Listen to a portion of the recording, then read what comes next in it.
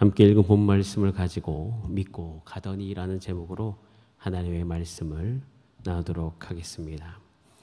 오늘 이것도 본 말씀 43절에 이틀이 지남에 예수께서 거기를 떠나서 갈릴리로 가셨다라고 되어 있습니다.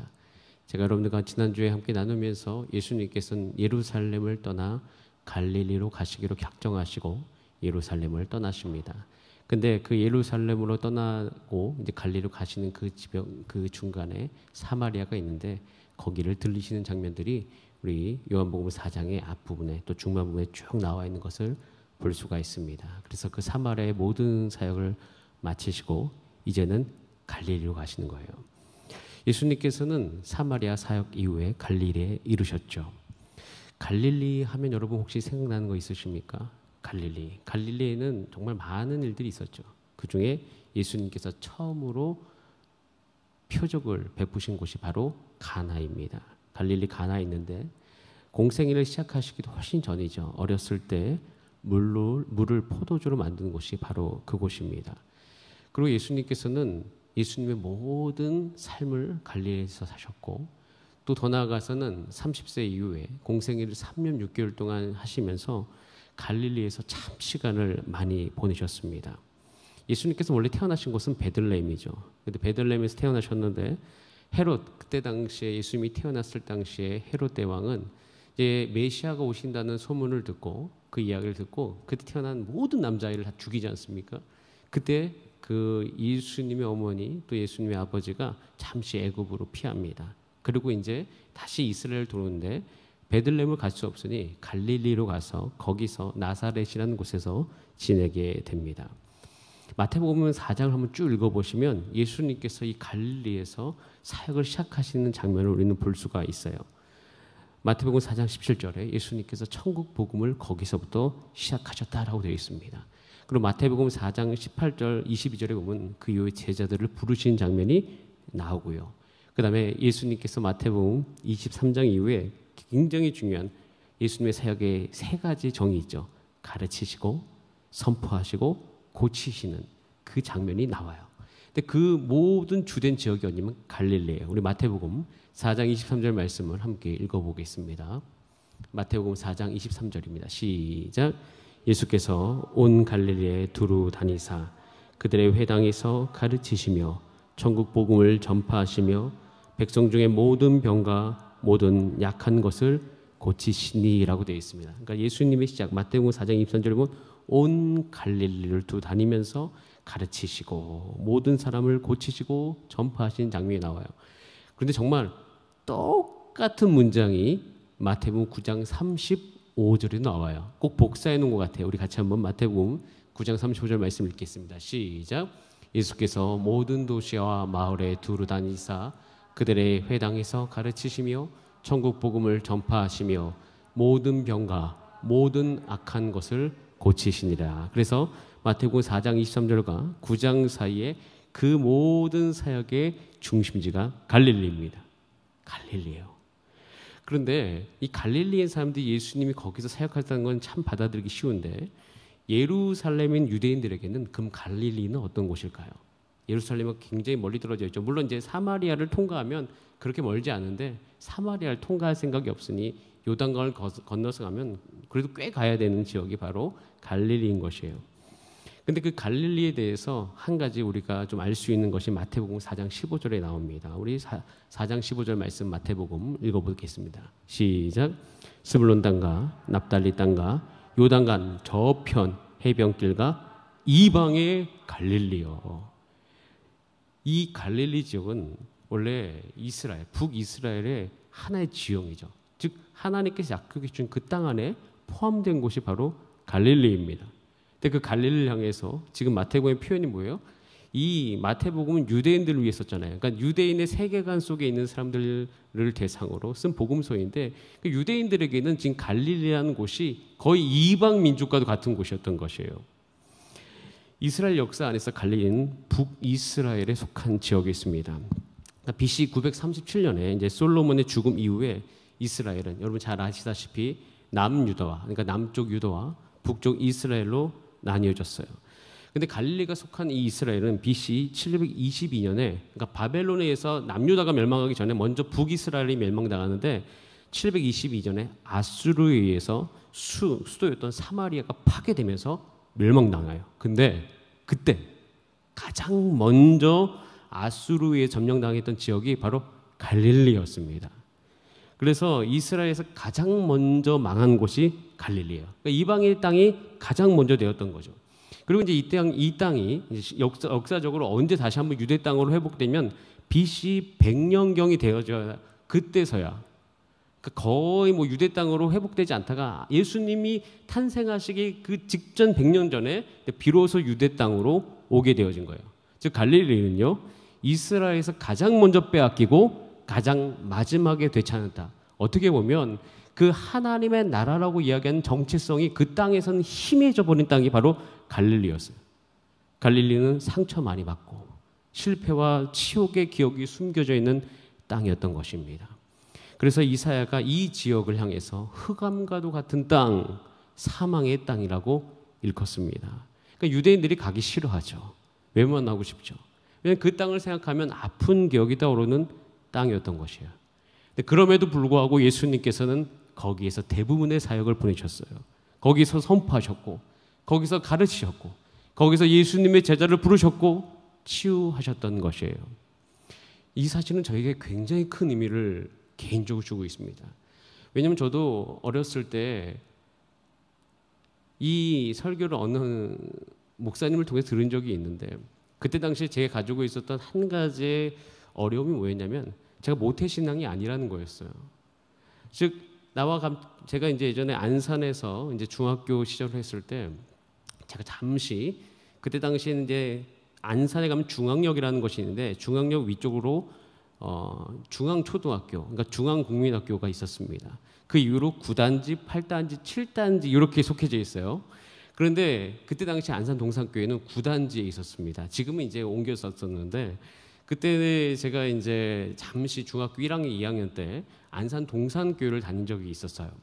그래서 안산 동산교회를 다녔었는데 그때 그 안산 동산교회 중등부가 엄청 부흥하고 있었던 시기였습니다. 저 아직도 그 목사님의 이름을 기억해요. 김준수 목사님이시라고. 그래서 자기 이름 가지고 굉장히 많은 농담도 하셨기 때문에 그 설교 때 그 이름을 들었던 거 선명하게 기억하는데 그때 이제 가지 않습니까? 그럼 아이들이 엄청 많아요. 수백 명이 거기 있어요. 그래서 예배를 드리는 가운데서 저는 항상 이렇게 약간 좀 어떻게 표현할까요? 그러니까 거기서도 항상 가면 중심에서 같이 사역하던 놀던 그러니까 목사님 곁에서 늘 함께 있었던 친구들이 있었고 저는 뭐 저기 끝에 있었던 거예요.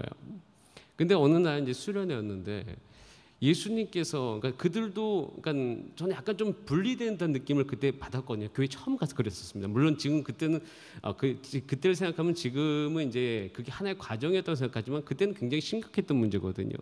저도 이제 교회 나갔으니까 저기는 친구들과 같이 앞에 가서 찬양하고 싶고 거기서 정말 열정적으로 예배드리고 싶고 물론 이해 안 되는 부분들 분명히 있었지만 그래도 거기에 어울리고 싶은 마음이 있었던 것이에요.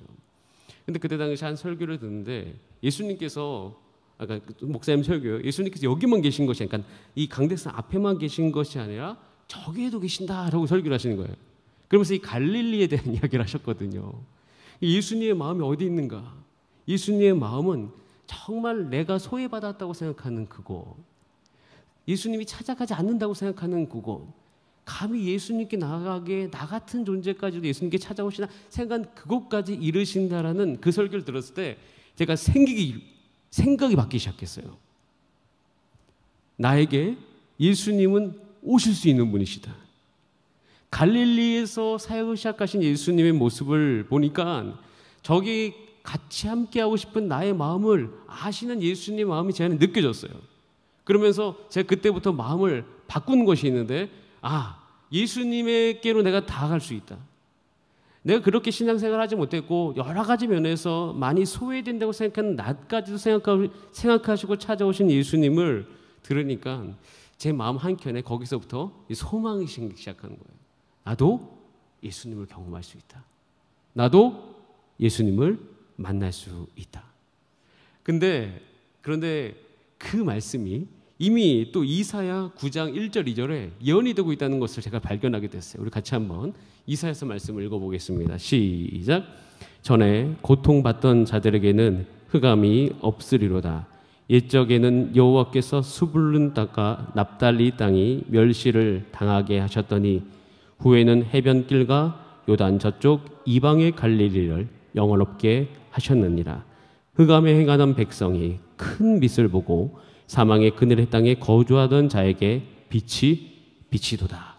빛이 비치고 있어요. 영원롭게 하는 곳이 이방의 갈릴리. 거기서부터 하나님께서 시작하신 거예요.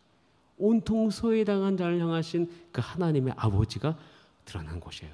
여러분, 갈릴리는요, 하나님의 마음이 있는 곳이에요. 자기 스스로 소외당했다고 생각하는 그 지역에 적극적으로 찾아가시는 하나님 아버지의 마음이 이 안에 녹아져 있는 거예요. 그곳이 갈릴리인 것입니다. 이것이 이제 갈릴리의 오늘 본문에 보여주는 한 가지 측면이고, 또 한 가지 측면이 나오는데요. 오늘 이것도 본문 요한복음 4장 44절이에요. 같이 한번 읽어보겠습니다. 시작. 친히 증언하시기를 선지자가 고향에서는 높임을 받지 못한다 하시고, 또 다른 예수님의 마음이 드러난 곳인데요. 사실 저는 오늘 이 본문은 제가 요한복음을 처음 읽을 때 굉장히 헷갈리고 어려웠던 본문입니다. 왜냐하면 예수님의 마음이 막 이랬다 저랬다는 그런 마음이 들었었거든요. 지금도 보면 예수님께서 이제 갈릴리로 가시는데, 그리고 갈릴리 찾아가셔서 갈릴리를 참 좋아하시고 갈릴리 사역을 많이 하셨는데, 한켠에 뭔가 한 가지 마음이 있어요. 여러분, 아까 방금 읽었던 44절 말씀, 친히 증언하시기를 선지자가, 그러니까 예수님을 일컫는 말이겠죠. 예수님께서 고향에서 높임을 받지 못한다. 이 말이 여러분에게 긍정적으로 들리십니까? 부정적으로 들리십니까? 누가 봐도 이것은 부정적인 표현이에요. 상식적으로 부정적입니다. 그러니까 예수님의 아쉬운 마음이 드러나는 거죠.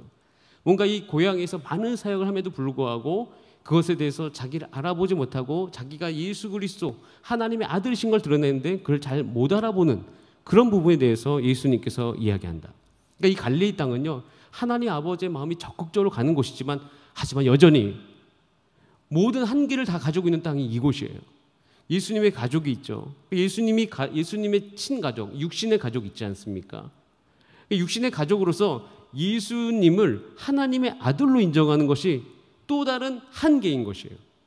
그런 한계가 있는 것이 바로 그곳이었죠. 육의 한계가 있는 것이에요. 예수님을 어렸을 때부터 쭉 보았던 사람들은 예수님을 하나님의 아들로 인정하기 참 힘들겠죠. 영을 잘 모르니, 영적인 것을 알 수가 없으니, 영적 지식의 한계를 가지고 있으니 당연히 그렇죠. 갈릴리라는 곳은 여전히 한계가 있는 곳입니다. 그리고 상황적으로도 정말 한계가 있어요. 여러분, 지금에서 예수님이 부활하셔서 이제는 승천하시고 성령을 부으셔서 우리 모두는 다 예수가 그리스도인 걸 알죠. 우리는 다 예수님을 하나님의 아들로서 인정합니다. 그런데 이때 당시에 예수님의 가족들이, 예수님의 어린 시절부터 쭉 보았던 사람들이 그를 인정한다는 것은 쉬운 일은 아니었을 것이에요. 그런 상황적인 한계가 있습니다. 그리고 또 이 모든 밑바탕에 한 가지 흐르고 있는 가장 중요한 것 중에 하나가 뭐냐면 인간의 교만이에요. 이거 우리 마음속에도 있거든요. 그러니까 내가 모르는 것을 모른다 하지 않는 교만함, 모르지만 아는 채 하는 교만함, 모르는데 물어보지 않는 교만함, 내가 다 율법을 안다, 하나님을 안다, 믿음이 있다 생각하면서 내 스스로의 그 속에 있는 것을 본인도 모르고 드러내고 싶어 하지도 않고 하는 그 교만함이 이곳에 있더라는 것이에요. 갈릴리는 그래서 약간 역설적인 모습이 있습니다. 하나님 아버지의 마음이 있는 곳이기도 하지만 여전히 예수 그리스도를 하나님의 아들로서 알기 참 어려운 한계를 다 지니고 있습니다. 여러분, 저와 여러분의 상황과 너무 똑같지 않습니까? 우리의 상황이 그렇습니다. 살면 살수록 육신을 입고 지내면 지낼수록 정말 내가 예수 그리스도를 알기에, 믿음을 내가 정말 가지기에 참 한계가 있는 존재인 것을 알게 되어집니다. 근데 또 한켠에 아는 것이 있죠. 그것은 뭐냐면 여전히 하나님께서 나를 사랑하시고, 여전히 하나님께서 나의 삶을 향하여서 관심이 있고, 여전히 하나님의 사역의 목적이 또 나의 삶인 것 여전히 알고 있어요. 이 두 가지의 역설적인 이 모든 상황이 저와 여러분의 삶 가운데 분명하게 놓여 있어요. 여러분, 이런 상황 가운데서 정말 우리의 모습들, 우리의 실존적인 모습들이 드러나기 시작하는데요. 자, 오늘 이것도 본문 45절입니다. 우리의 모습을 볼 수 있어요. 자, 같이 한번 읽어보겠습니다. 시작. 갈릴리에 이르심에 갈릴리인들이 그를 영접하니 이는 자기들도 명절에 갔다가 예수께서 명절 중 예루살렘에서 하신 모든 일을 보았음이더라.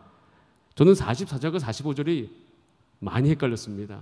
왜냐하면 예수님께서 고향에서 높이를 받지 못한다고 했는데, 아니 45절에 딱 가니까 갈릴리에서 예수님을 영접한 것이에요. 신기하죠? 사람들이 막 달려들었다는 것이에요. 예수님 오시는 것을 기다렸다는 것이에요. 그런데 그 영접한 이유가 45절 뒷부분에 나와 있는데 들었어요. 보았어요. 뭐예요? 예수님께서 예루살렘에서 행하셨던 일, 표적이죠. 기적이죠. 여러분, 예수님은 이때 당시에 굉장한 스타였습니다. 왜냐하면 예수님이 가신 곳에 이미 물로 포도주를 만든 사건도 있었고요. 또 이 마술과도 같은 그런 일들이 있었어요. 제가 마술로 표현했다는 것은 뭐냐면 예수님이 하신 일이 마술이라는 것을 이야기하는 것이 아니에요. 사람들의 마음이 확 빼앗길 수 있을 만한 놀라운 일들을 예수님께서 하셨습니다. 장님이 눈을 뜨고 안진뱅이가 일어나고, 정말 예수님이 그런 표적으로 저 여러분 삶 가운데 나타나면 저도 아마 온 마음을 다해서 쫓아갔을 거예요. 그러니까 예수님께서 지금 하신 일로 갈릴리에서 예수님을 영접했다라고 되어 있어요. 그래서 46절에 이걸 첨언합니다. 다시, 그러니까 46절에 하나를 얘기하죠. 예수께서 갈릴리 가나에 이르셨다고 되어 있어요. 근데 이것이 물을 포도주로 만드신 곳이다라는 것이에요. 그러니까 예수님께서 뭔가 하셨던 일들이 드러나는 곳, 여기서 사람들이 자신을 영접했다라고 이야기하는 것입니다. 여러분이 한 가지 여기서 묵상의 질문을 드립니다. 여러분, 예수님이 정말 하나님의 아들이신 것을 인정하고 그분을 주인으로 영접하고 내가 예수님의 말씀대로 따라 살아야 되겠다 하면서 예수님을 영접하는 것일까요? 아니면 나의 삶에 문제가 있기 때문에 그 예수님을 통해서 나의 삶의 문제를 해결하고 싶어서 예수님을 영접하는 것일까요? 한번 생각해 보시기 바랍니다. 지금 상태로. 여러분, 이것은요, 누가 봐도 후자입니다. 물론 이것을 제가 뭐라고 하는 것이 아니에요. 이것이 나쁘다 얘기하는 것이 아닙니다. 이것이 지금 예수님께서 고민하는 지점이라는 것이에요. 예수님께서 늘 고민이 있으십니다. 제가 표적을 드러낼 때마다 가지고 계신 고민이 요한복음 안에서 계속 나와요.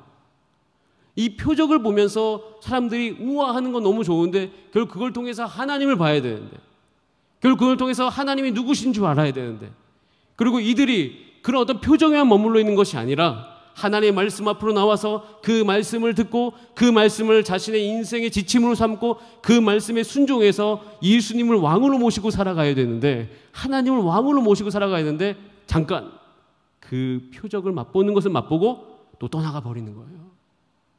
문제 해결만 받고 그 뒤에 예수님께 정말 원하시는 것, 하나님 정말 원하시는 것은 신경도 쓰지 않은 채 떠나가고 있는 모습들이 있는 것이에요. 예수님께서 여기에 늘 고민이 있는 것이죠. 그 고민을 가지고 있더라. 우리의 고민과도 같습니다. 그리고 여러분, 예수님께서 우리를 대하실 때 저는 가끔씩 예수님이 나를 향해서도 똑같은 고민을 하고 있으시겠다라는 생각을 할 때가 있습니다. 저를 바라보면서 예수님께서 그런 고민하실 수 있겠다. 자, 그런 상황 가운데 그것을 대표하는 하나의 인물이 등장하는데 그것이 누구냐면 왕의 신하입니다. 그 왕의 신하가 46절에 등장해요. 왕의 신하가 오죠. 그의 아들이 가버나움에서 병든 문제를 가진 왕의 신하가 나옵니다. 그럼 자기의 자녀가 병이 들었어요. 뭔 짓은 못하겠습니까? 그런데 병든 자를 고칠 수 있는 예수님이 온다고 하니까 득달같이 달려가는 거죠. 그래서 만나자마자 47절에서 이렇게 얘기합니다. 그가 예수께서 유대로부터 갈릴리로 오셨다는 것을 듣고 가서 청해요. 그리고 내려오라고요. 뭐냐면 이 높은 곳이거든요. 그러니까 자기 집은 저기 지형 쪽으로 꽤 가야 됩니다. 거의 이틀을 가야 되는 그 지경이에요. 왜냐하면 뒤에 보면은 그 다음 날로 나가거든요. 굉장히 험한 지역이죠. 예수님의 상황을 고려하지 않고 빨리 오라는 거예요. 내 아들의 병을 고쳐주셔서 거의 죽게 되었습니다. 지금 왕의 신하는 능력이 필요한 거죠. 예수님의 능력이 아닌 곳에는 안 되는 거예요. 그러면 저는 사실 이 요한복음을 처음에 읽을 때는 예수님께서 시원하게 확 고쳐주셨으면 좋겠다 이런 생각하죠. 그리고 정말 그냥 확 이것을 이들이 믿음이 들어갈 수 있게 하는데 또 고민하시는 장면이 나와요. 48절 말씀을 같이 한번 읽어보겠습니다. 48절 시작. 예수께서 이르시되 너희는 표적과 기사를 보지 못하면 도무지 믿지 아니하리라. 와, 읽을 때 정말 마음에 긴장감이 올라옵니다. 처음에 예수님이 안 고쳐주시려고 하나? 혼내려고 하시나? 그런 생각이 이 말씀을 딱 듣는 순간 제 안에 들었었어요. 그러니까 예수님 마음에는 지금 안타까움이 있는 거예요. 그러니까 이것만 놓고 보면 꼭 안 고쳐주실 것처럼 네가 표적만 구해? 그러면서 안 고쳐주실 것 같은 그런 마음이 있는 거죠. 그런데 어떻게 하세요? 고쳐주시는 거죠. 그러니까 예수님이 지금 계속 마음들이 탁탁 드러나면서 그 안에 고민들을 계속 이야기하고 계세요. 근데 이 고민 속에는 한 가지 생각해보고 묵상해보고 기도하는 가운데 분명히 뚜렷하게 드러나는 거 한 가지가 있는데 그것은 예수님께서 결국 표적을 행하시는 목적인 것이에요. 예수님은 표적을 행하시는 목적이 어떤 능력만을 드러내서 사람들이 그걸 와 놀랍다 이것을 원하시는 것이 아니라 이 자신의 능력을 해서 모든 사람이 자기를 우러러보고 자기를 따라오고 그것이 아니라 결국에는 예수님께서는 그 표적을 드러내시면서 자기 스스로가 하나님이신 걸 드러내시고 내 입에서 나오는 말을 그들이 듣고 하나님 나라의 삶의 방식을 알려주고자 예수님께서는 이 모든 사역을 하시는데 그것을 사람들이 모르는 거예요. 예수님이 이 땅에 오신 목적은 사람들이 말씀대로 따라 살아가는 것이에요. 그리고 말씀을 그 삶 가운데 먹고 그 말씀으로 살아가면서 그 말씀의 능력을 경험토록 하시는 것이죠. 말씀이신 예수님은 천지창조의 능력이 있었습니다. 요한복음에 보면 1장에 보면 그가 없이는 된 것이 없더라. 하나님께서 창조하시는데 그가 없이 예수님 없이 된 것은 없습니다. 즉 예수님은 온 땅과 온 우주 만물을 창조하셨을 때 함께 계셨던 분이에요. 그 입에서 나오는 말은 능력이 있는 것이에요. 그런데 그 능력만을 맛보는 것이 아니라 결국에는 그 말씀이신 예수님을 따라 살아갈 때 예수님께서 궁극적으로 원하셨던 것은 그 삶의 정결함이에요. 말씀대로 따라 살아가는 것이에요. 그러니까 예수님께서 오직 이 땅에 오셔서 그 모든 사람들의 필요의 해소만 목적이라면 여기서 끝낼 수도 있겠죠. 근데 예수님의 모든 사역을 다 보면 그것만 해결하는 것이 아니에요. 그 이면에 정말 예수님이 원하셨던 것이 무엇인지를 계속 드러납니다. 여러분, 저는 저와 여러분이 우리 인생의 목적이 여기에 있게 되기를 원합니다. 여러분, 예수님께서 이 땅에 오셔서 여러분들을 위하시고 여러분들에게 사역을 행하시고 재정도 주시고 기적도 행하여 주시고 여러분을 지금까지 이끌어셨던 그 모든 목적 뒷면에는 그것 이상의 저와 여러분이 온통 온 마음을 다해서 하나님을 사랑하게 되기를 원하십니다. 우리 온 마음을 다해서 하나님의 말씀대로 따라 사는 것을 우리가 사모하게 되기를 원합니다. 그리고 또 한 가지는 결국 나아가서는 우리의 삶 가운데 성결의 은혜를 통하여서 이 땅 가운데서도 하나님께서 성결한 백성으로 우리를 살게 하실 것에 대한 목적을 가지고 계시는 것이에요. 우리 삶 가운데 기도의 방향이 거기로 가면 참 좋겠습니다. 주님이 내 삶 가운데 가지고 계신 목적대로 나도 원하오니 주여 행하여 주시옵소서. 이렇게 우리가 함께 기도하면 정말 주님의 마음을 시원케 드리는 그런 기도가 될 거라고 믿습니다. 자, 그런데 이런 주님의 마음을 잘 몰라요. 보세요. 49절에 이렇게 이야기합니다. 이렇게 말씀하셨는데도 똑같은 말 반복하죠. 신하가 이르되 주여 내 아이가 죽기 전에 내려오소서. 똑같은 것을 다 또 구하는 거예요. 야, 우리의 모습과 비슷하구나. 자, 그런데 오늘 가장 중요한 말씀, 그러니까 제가 생각하기에 가장 중요한 것이 50절 말씀인데 우리 같이 한번 크게 읽어보도록 하겠습니다. 50절입니다. 시작. 예수께서 이르시되 가라 내 아들이 살아있다 하시니 그 사람이 예수께서 하신 말씀을 믿고 가더니. 여기 두 가지의 가장 중요한 부분이 나옵니다. 첫 번째, 예수님께서 가지 않으십니다. 신하는 오라고 했는데 예수님이 가지 않고 말씀으로만 치유하십니다. 한 말씀 하셔. 가라 너의 아들이 살아있다. 이런 왕의 신하를 위해서 하나님께서 하나님의 능력을 행하시고 하나님의 표적을 보여주십니다. 자, 그런데 그럼 이 반응이 과연 왕의 신하가 원했던 반응은 아니잖아요. 왕의 신하는 예수님이 자신의 집까지 오시는 것을 원했습니다. 2번이나 간청했어요. 예수님께서 말씀하셨는데 온통 절박함 가운데 했는데 그 사람도 변화가 일어나기 시작했어요. 예수님께서 단호하게 이야기하시니까 어떻게 해요? 따라하겠습니다. 믿고 가더니. 다시 한번 믿고 가더니. 물론 왕의 신하는 자신이 원했던 응답과는 조금 다른 응답을 얻었습니다. 그런데 믿고 갔어요. 그런데 이 믿고 가더니 안에서 정말 온전한 믿음이었을까? 그것은 아니에요. 왜냐하면 그 뒤에 보면 가서 아들이 살았다는 소식을 딱 들은 다음에 질문하죠. 그 시간이 언제인지를 물어봅니다. 근데 그 물어보다 헬라 원어는 탐정이 뭔가를 밝히기 위해서 아주 섬세하게 질문하는 표현이에요. 확인을 하려고 하는 거죠. 저는 여기서 제게 온 한 가지 은혜는 이것이에요. 여러분, 우리는요 갈릴리와도 같습니다. 예수님을 알게 한계를 지닌 땅일 수도 있습니다. 한계를 지닌 육체를 입은 사람일 수도 있습니다. 여전히 왕의 신하와 같이 예수 그리스도의 본심은 모른 채 우리의 필요만을 구할 수도 있습니다. 그래서 저는 이 과정에서 한 가지 저의 마음 가운데 온 것은 뭐냐면, 여러분 지금 예수님께서 두 가지를 분명한 걸 도와주고 계시는데 이 왕의 신하의 믿음을 돕고 계셔요. 이 왕의 신하가 믿음이 온전해질 수 있도록 예수님께서 이들을 돕고 계십니다. 왜냐하면 예수님께서는 왕의 신하의 요청에 대해서 응답을 하시거든요. 마음에 한켠에 안타까움이 있죠. 여전히 이 갈릴리에서 자기 자신을 못 알아보는 것, 그리고 이 시대가 표적만을 구하는 안타까움이 있음에도 불구하고 여전히 우리를 긍휼히 여기시면서 자기 자신의 능력을 보여주시는 예수님의 모습 속에서 우리가 나가야 될 두 가지 방향이 분명히 보입니다. 여러분, 예수님께서는 저와 여러분의 믿음이 성장할 때까지 여전히 일하시고 도우시는 우리의 주님이십니다.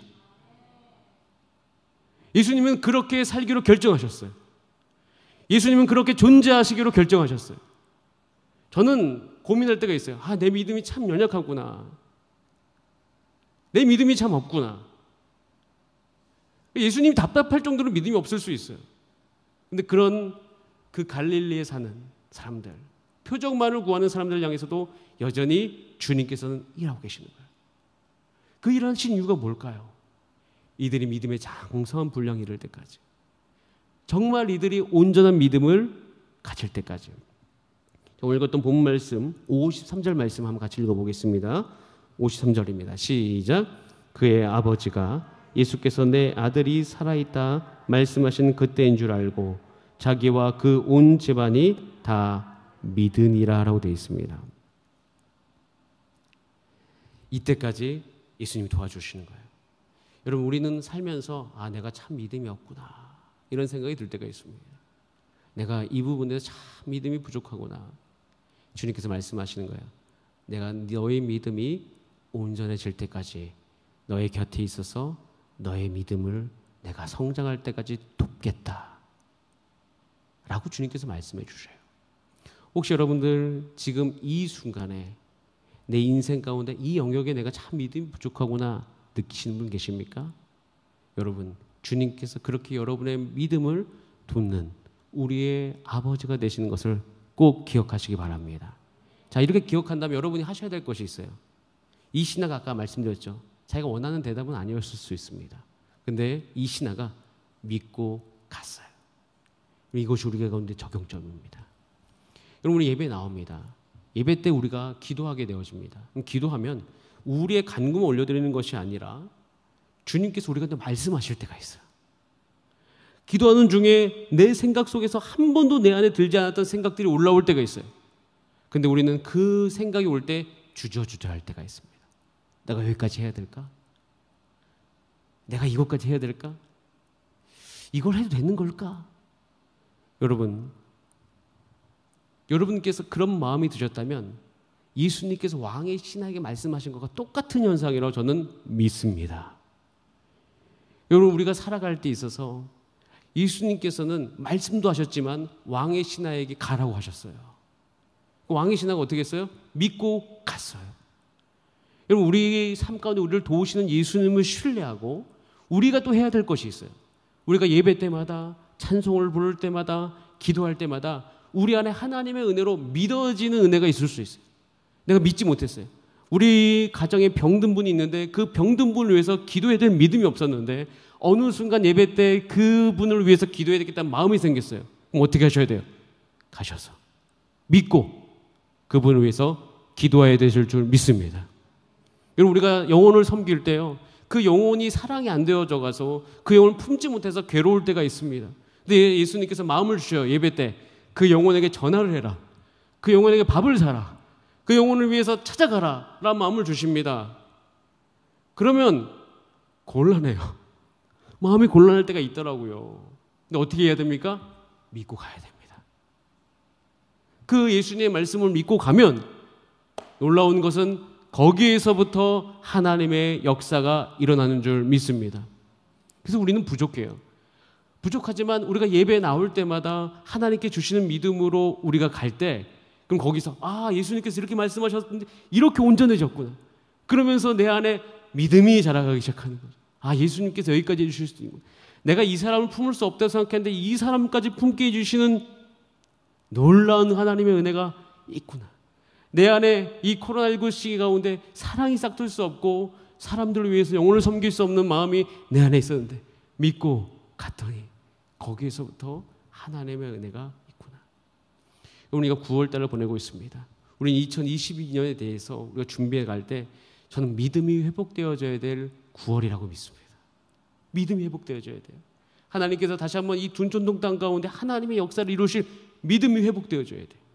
하나님 또한 우리 삶 가운데 우리 셀이 살아날 것에 대한 믿음이 회복되어져야 됩니다.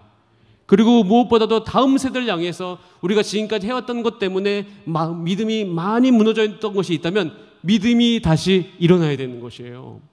어떤 계획과 이런 것으로는 한계가 있습니다. 왜냐하면 우리 주변 상황들은 점점점 우리를 더욱더 압박할 것이, 다만 우리 가운데 믿음이 여전히 있고 그 믿음이 오늘도 우리 예배 가운데 주의 성령의 은혜로 일어날 수 있다면 저는 이 순간 우리 가운데 소망이 있는 줄 믿습니다. 그럼 우리 어떻게 돼요? 우리는 믿음의 장성한 분량까지 잘할 수 있는 거예요. 여러분, 사도 바울은 모든 과정 속에서 하나님의 능력을 사모했습니다. 사도 바울도 구했죠. 사도 바울도 몸에 큰 병이 있었어요. 오랜 병이 있었고 그것 때문에 사역할 때마다 참 힘들었습니다. 그러면 구했죠. 아주 열심히 구했습니다. 주님, 사역 때문에 너무 힘든데 이거 좀 없애주면 안 됩니까? 말씀 전해야 되는데 그 병이 일어나면 참 내가 수치스럽습니다. 이러면서 기도했겠죠. 근데 그 상황 가운데 하나님께서 고린도후서 12장 9절에 응답하셨던 것을 기록하고 있습니다. 우리 같이 한번 읽어보겠습니다. 시작. 나에게 이르시기를 내 은혜가 내게 족하도다. 이는 내 능력이 약한 데서 온전하여 짐이라 하신지라. 그러므로 도리어 크게 기뻐함으로 나의 여러 약한 것들에 대하여 자랑하니 이는 그리스도의 능력이 내게 머물게 하려 함이라.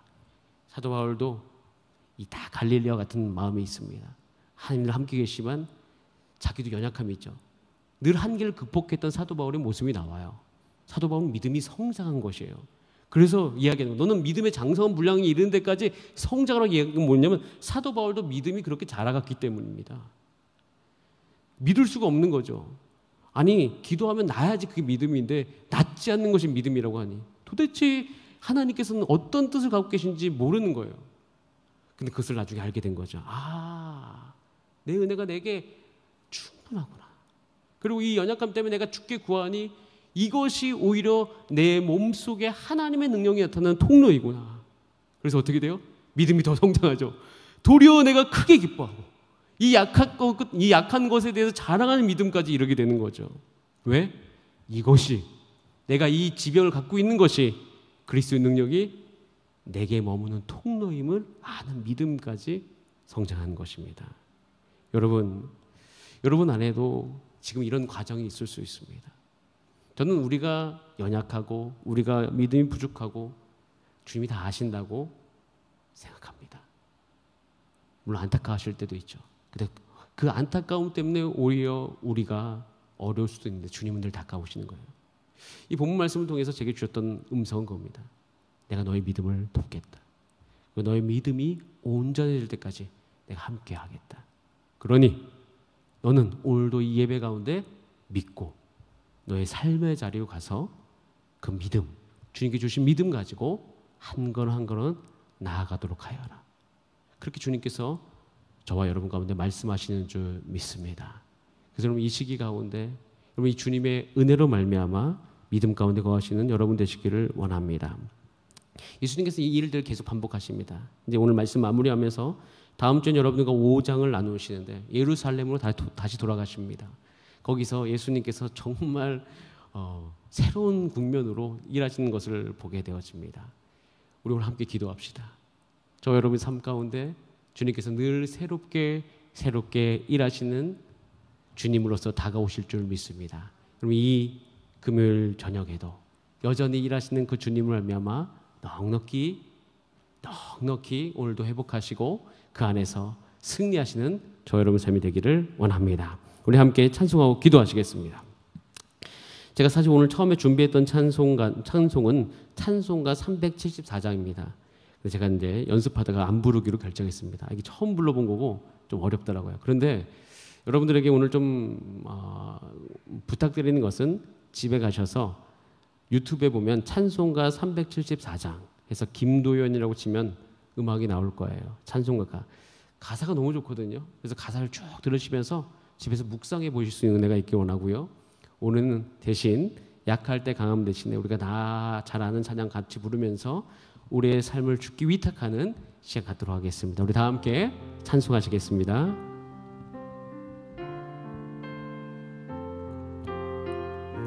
자, 우리 믿음을 도우시는 주 앞에 우리가 한 걸음 한 걸음 나아가겠습니다. 약할 때 강함 대신에 약할 때 강함 대신에 나의 보배가 되신 주 나의 모든 것 주 안에 있는 보물을 나는 포기할 수 없네. 주 나의 모든 것. 우리 다시 한번 약할 때 강함 되시네. 약할 때 강함 되시네. 나의 보배가 되신 주 나의 모든 것.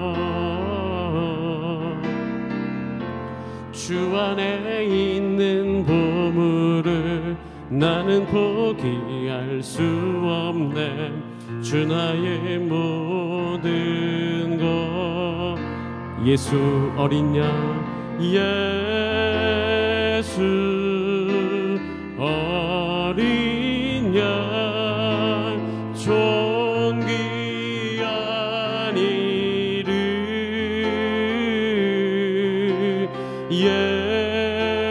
예수 어린 양, 존귀한. 주께도 위탁하면서 십자가 죄사하신 나의 주님, 십자가 죄사하셨네. 주님의 이름 찬양해. 주 나의 모든 것. 쓰러진 나를 세우고, 쓰러진 나를 세우고, 나의 빈잔을 채우네. 주 나의 모든 것. 예수 어린 양, 존귀한 이름.